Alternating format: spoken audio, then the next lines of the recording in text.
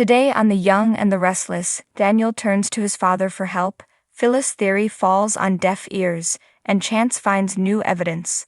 All products and services featured are independently chosen by editors. However, soaps.com may receive a commission on orders placed through its retail links, and the retailer may receive certain auditable data for accounting purposes.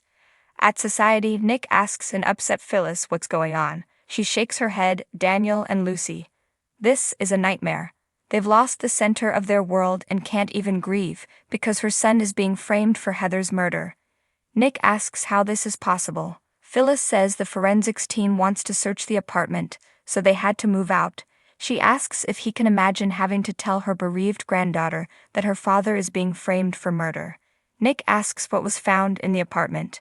Phyllis says they found Heather's phone and some bloody towels that had been planted there. Nick asks how that is possible. Phyllis replies, "I don't know. Why don't you ask Sharon?" Nick tells Phyllis that it isn't doing anyone any good for her to stir the pot. Phyllis says Sharon hates Daniel and blames him for Cassie's death. She wants Daniel to feel the same pain, so she killed Heather. She's trying to save herself, so she's framing Phyllis's son, who would never hurt anyone. But she's trying to make him look guilty for killing the woman he wanted to spend the rest of his life with. Nick thinks this is preposterous. Phyllis asks if Sharon told him that she went to Daniel and Heather's apartment the night that Heather died. She didn't say anything to Lucy or Daniel, but she finally fessed up to the police. Nick asks Phyllis if she's confronted Sharon with this.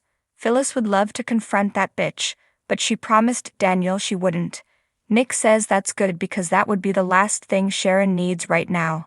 Furious, Phyllis can't believe her son is being framed and facing life behind bars, and Nick's more worried about Sharon's feelings.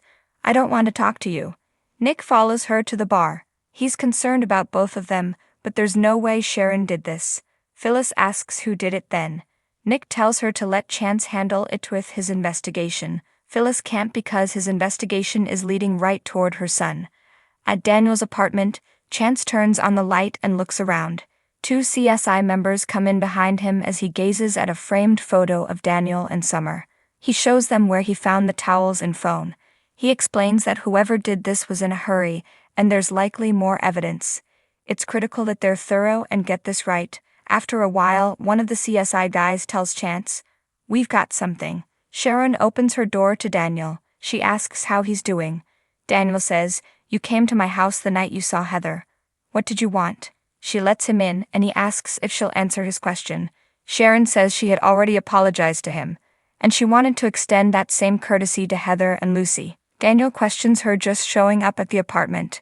Heather must have been surprised. Sharon says he was, but she accepted her apology. She seemed on edge, so she asked her about it. It was almost as though she couldn't hold it in. She blurted that the two of them had had a terrible fight.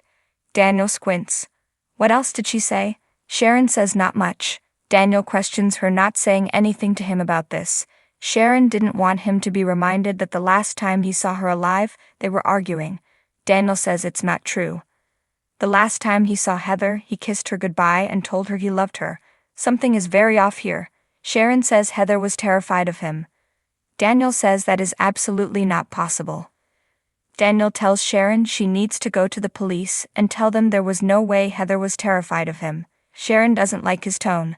Daniel thinks that's rich. He's fighting for his life here. Sharon asks if the police suspect him. Daniel says they do. Her running to the cops with her fake conversation with Heather hasn't helped him a lot. Sharon was only trying to help the police. Daniel asks how a fake conversation would help. He finds it very hard to believe that it never crossed her mind that the cops wouldn't immediately target him. That's obviously what she wanted. Sharon denies it. Daniel says someone hurt Heather and it was brutal. Was it you? Did you hurt her? Sharon can't believe he'd ask her that. Daniel says the police are asking him the same question, and he hasn't once showed the level of rage that she's showed toward Heather and Lucy that past several weeks. Sharon admits she let things get out of hand. She was in pain and angry and regrets her actions. That's why she wanted to apologize. Daniel says that doesn't mean that's the way it played out. Did Heather upset her? Did she attack her? Sharon would never hurt the woman he loves, much less kill her. She asks if there have been any new developments or if the police have found proof. Daniel won't get that into that with her. Had he packed up his family and left, Heather would still be alive. That's something he has to live with for the rest of his life. Sharon's sorry. Daniel says his daughter is shattered and needs her dad. I can't be locked up. Sharon suggests he try to get some rest and try to find some peace. He's being irrational and desperate. Daniel squints. By coming over here. That's what you're saying, right? Sharon tells him that what he's accusing her of couldn't possibly be true. In society, Nick tells Phyllis she has to stop with these wild accusations. Phyllis can't sit back and let her son go to jail. Nick complains this isn't fair to Sharon. Phyllis scoffs that he's so brainwashed by her. Nick says, just leave her alone. I'm serious. Stay away from her. In Daniel's apartment, Chance shines an ultraviolet light on the floor and sees where the pool of blood laid. He declares that Heather was bludgeoned there and her body thrown into the river. He uses the light on a statue of an octopus and says he's found the murder weapon. He bags it up as the final autopsy report comes in showing unusual marks on the back of the victim's head. He's sure they'll match up. Just then, Chance gets a call from Phyllis, who wants to meet up. She has information he'll find useful. Chance isn't sure he has time right now. Phyllis tells him to make time and meet her at Crimson Lights.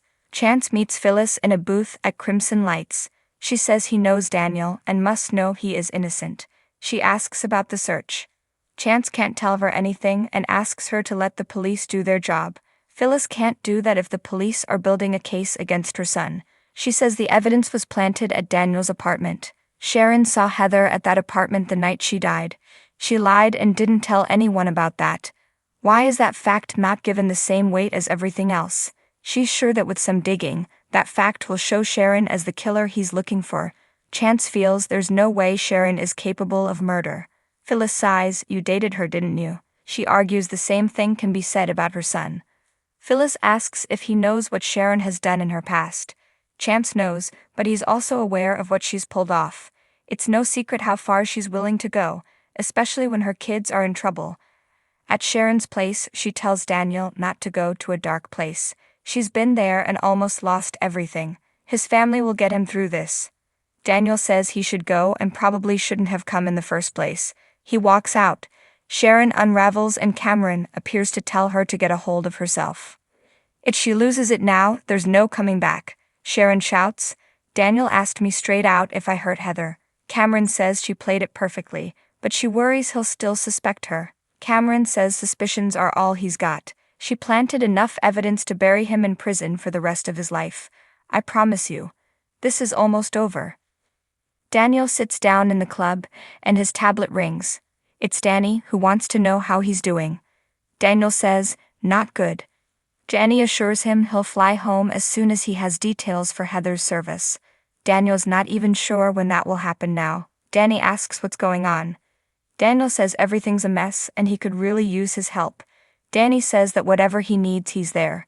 He offers to cancel the tour and come home to support him and Lucy. Daniel doesn't want him to do that. He needs to protect Lucy from what's ahead and wants to send her out to stay with him on tour for a few weeks.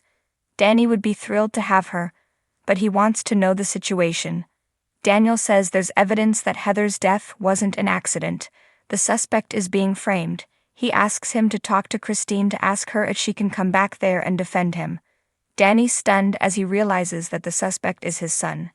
At Sharon's place, she places logs in the fire and flashes to dragging Heather's body out of the apartment and dumping it in the river. As she cries, she hallucinates Nick there offering to help her with build a fire. He knows something's bothering her and urges her to talk to him. He reminds her of all the crises they've been through together. I can't help you if you don't tell me what's going on with you. She says she made a mistake. Nick assures her they've made lots of mistakes, and they're always forgiven. Cameron appears and warns her not to let Mr. Warm and Fuzzy to convince her to drop her guard and spill her guts. She'll be screwed royally. Sharon tells him to go away. Cameron reminds her that he's guided her every step of the way and is making sure she gets the life she wants. Sharon cries, I am not this person. This is not me. I'm a good person.